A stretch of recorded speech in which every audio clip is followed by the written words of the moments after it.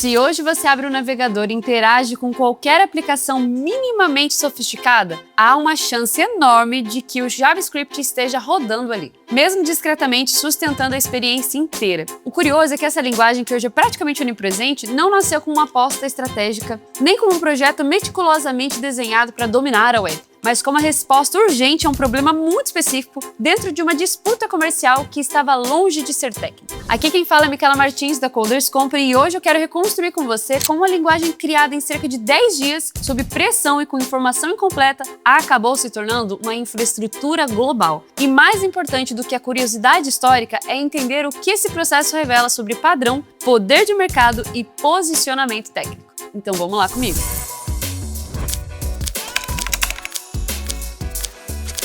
Até porque o JavaScript não chegou onde está hoje por ele ser perfeito, mas porque estava no lugar certo quando o navegador deixou de ser apenas um leitor de documentos. No começo da web, o navegador era essencialmente um renderizador de HTML. Ele exibia conteúdo, qualquer comportamento mais elaborado, validação de formulário, manipulação de dados, personalização mínima da interface, dependia do servidor. Isso significava requisições constantes, latência perceptível e uma experiência que, comparada com o que temos hoje, era completamente engessada. A limitação não era apenas técnica, mas estrutural de fato. O modelo cliente-servidor estava estabelecido, mas o cliente ainda era fraco demais. Se você quisesse alterar algo na página com base em uma interação do usuário, precisava enviar dados ao back-end e esperar essa resposta. Em um ambiente onde cada milissegundo começa a importar na retenção dos usuários, isso se torna um problema competitivo. E é nesse ponto que a discussão deixa de ser qual é a linguagem que a gente vai usar e passa a ser como colocar lógica dentro do navegador sem transformar isso em um projeto impossível. A web estava crescendo rápido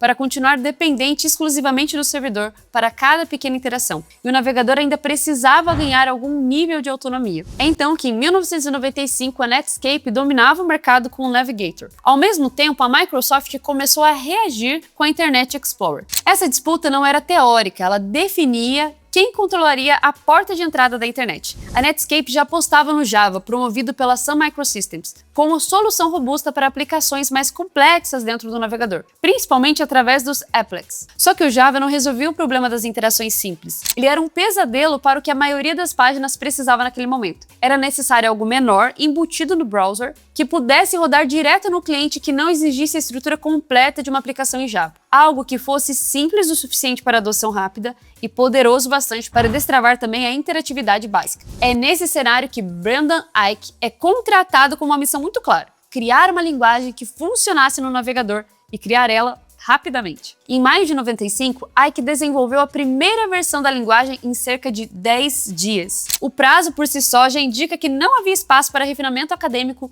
ou longas discussões sobre coerência formal. O foco era a funcionalidade. O interessante é que, apesar do tempo reduzido, a linguagem não foi simplesmente improvisada. Eich incorporou ideias de linguagem e como sham e self, especialmente no que diz respeito a funções de primeira classe e ao modelo baseado em protótipos. Ao mesmo tempo, a síntese foi desenhada para lembrar o Java, que estava em alta naquele momento também. E essa combinação criou algo singular, porque por fora parecia familiar para os desenvolvedores que já tinham contato com o Java, mas por dentro operava com um modelo de objetos completamente diferentes, baseado em protótipos e não em classes tradicionais. Essa decisão, que hoje é estudada como parte essencial da identidade do JavaScript, na ideia era muito mais pragmática do que ideológica. A linguagem precisava parecer acessível, reduzir fricção e precisava ser usada. Se você que é dev já participou de alguma decisão arquitetural, onde a pergunta não era mais sobre qual modelo era mais elegante, mas sim um modelo que a gente realmente vai conseguir usar agora, você entende a natureza dessa escolha. Originalmente chamada de Mocha, depois renomeada para LiveScript, a linguagem sofreu uma mudança mais emblemática quando a Netscape decide chamá-la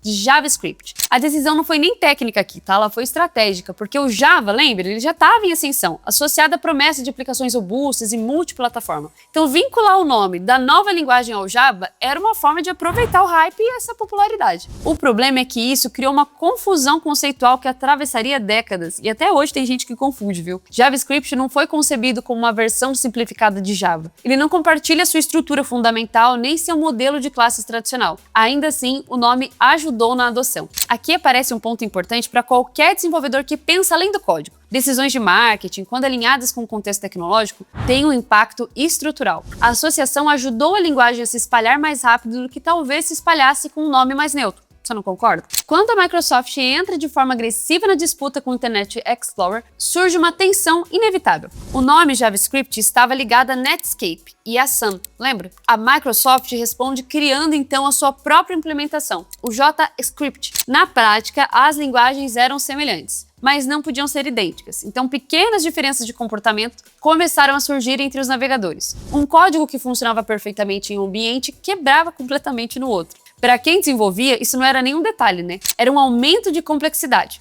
Imagina, multiplicação de testes, necessidade de condicionais específicas por navegador, era dívida técnica distribuída por toda a web. A fama de imprevisibilidade do JavaScript nasce, então, em grande parte, desse contexto de disputa corporativa. A linguagem estava sendo puxada em direções diferentes por empresas que disputavam o controle do navegador. Se nada fosse feito, a web poderia ter se fragmentado de forma irreversível. Em 1997, o JavaScript é submetido à ECMA Internacional, dando origem ao padrão ECMAScript. Esse movimento muda o eixo da discussão, porque a linguagem deixa de ser apenas uma implementação de uma empresa e passa a ter uma especificação formal que orienta evoluções futuras. E a padronização ela não eliminou as divergências imediatamente, mas ela criou um ponto de referência comum. A partir dali, os engineers diferentes poderiam implementar a mesma especificação. Essa decisão foi mais importante do que parece à primeira vista, porque sem padronização, linguagens em ambientes altamente competitivos, como era um caso, tendem ao quê? Se fragmentar. Com padronização, elas aí sim podem evoluir coletivamente. E aqui tem uma leitura estratégica também que vale muito a sua atenção, principalmente se você trabalha com tecnologia. Tecnologias que sobrevivem a disputas corporativas são aquelas que conseguem transcender a empresa que os criou.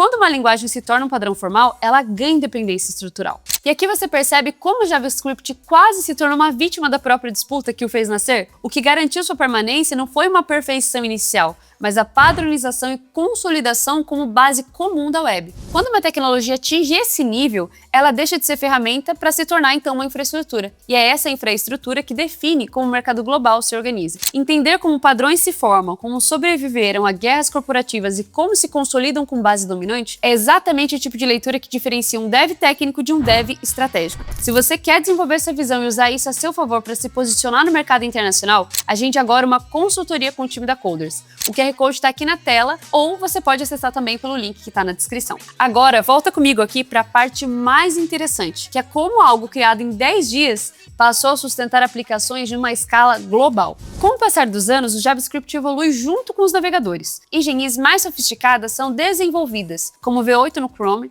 que redefine a performance do cliente, o que começou como ferramenta para uma validação simples e passou a sustentar aplicações muito mais complexas. O surgimento de frameworks e mais tarde do Node.js leva o JavaScript para o lado do servidor, de fato, expandindo o seu alcance para além do navegador. A linguagem ela deixa então de ser apenas um componente de front-end e passa a compor arquiteturas completas. Esse movimento é raro até na história da programação, porque poucas linguagens de fato conseguem atravessar camadas tão distintas do ecossistema tecnológico. O que explica isso não é nem a evolução técnica, mas a posição da estrutura de fato, porque o JavaScript ele estava num ponto central de crescimento mais acelerado da história da tecnologia, que era o navegador. Quando você nasce dentro de um ambiente como esse, que mais cresce, você tem uma vantagem estratégica difícil de replicar. Olhar para a história do JavaScript como maturidade é perceber que ela não é sobre uma genialidade instantânea, nem sobre um design impecável, mas sim de contexto, urgência, adaptação e padronização. Decisões tomadas sob pressão moldaram décadas de tecnologia. Uma linguagem criada para resolver interações simples se tornou a base para aplicações globais, porque ela conseguiu adaptar ao ambiente onde estava inserida e porque conseguiu se padronizar além da empresa que a criou. Para quem desenvolve software hoje, essa história ela não é só mais uma curiosidade, mas é um repertório de fato, porque entender como as tecnologias se consolidam ajudam mesmo você a enxergar onde estão os próximos padrões dominantes. Então, se você é dev, gostou desse vídeo, já compartilha com outro amigo que trabalha também com tecnologia, deixa o seu like, também seu comentário, se inscreve aqui no canal porque a gente sempre vai ter mais conteúdos como esse, além dos outros conteúdos da playlist Histórias que Moldaram o Mundo da Programação. Não deixe de seguir também a gente nas redes sociais, hein? Tá aqui o link na descrição. Te vejo no próximo vídeo.